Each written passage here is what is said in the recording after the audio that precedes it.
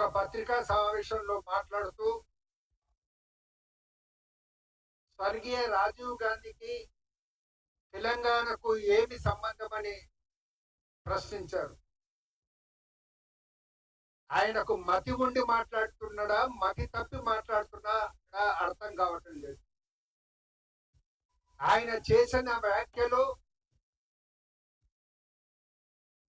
కేటీఆర్ అహంకారానికి బలుపుకు నిదర్శన మాట మనం చేస్తా ఉన్నాను. రాజీవ్ గాంధీ గారిపై కేటీఆర్ చేసిన వ్యాఖ్యలను కాంగ్రెస్ పార్టీ తీవ్రంగా ఖండిస్తుంది. కేటీఆర్ తన వ్యాఖ్యలను ఉపసరించుకొని బహిరంగ క్షమాపణ చెప్పాలి. రాజీవ్ గాంధీ గారు జాతీయ నాయకుడు, ఒక ప్రాంతానికి పరిమితమైనటువంటి నాయకుడు కాదు.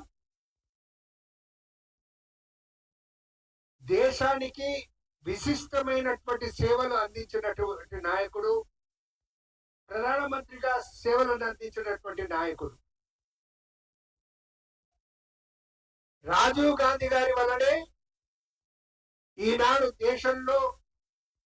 దేశం సాంకేతిక రంగంలో అభివృద్ధి చెందింది. ఈరోజు ప్రతి ఒక్కరు కూడా చేతిలో సెల్ పెట్టుకొని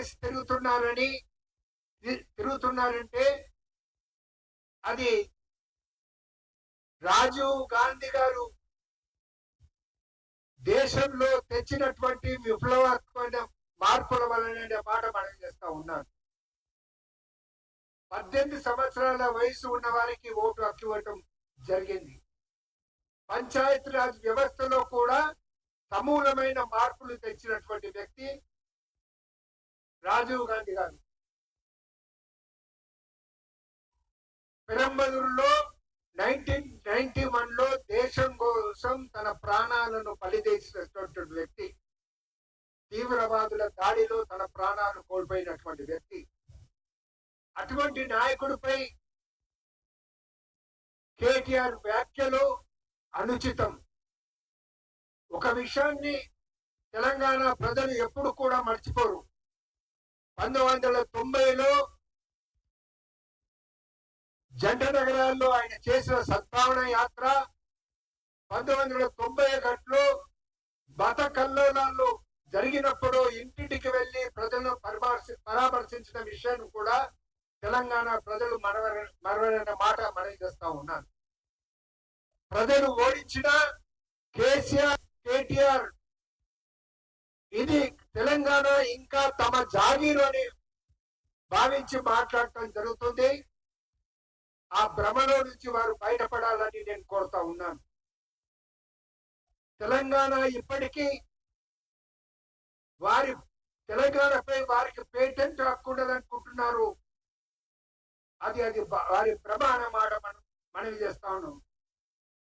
ఇక మేము అధికారంలోకి వస్తాం, రాజు విగ్రహాన్ని అక్కడి నుంచి తరలిస్తాం,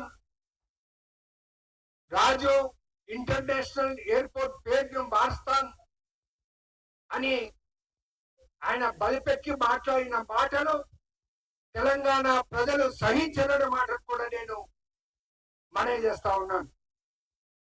కేటీఆర్ ఎమ్మడే క్షమాపణలు చెప్పు, లేకుంటే ఎక్కడికి మీరు వెళ్ళినా కానీ మీ వెంబడి కాంగ్రెస్ పార్టీలు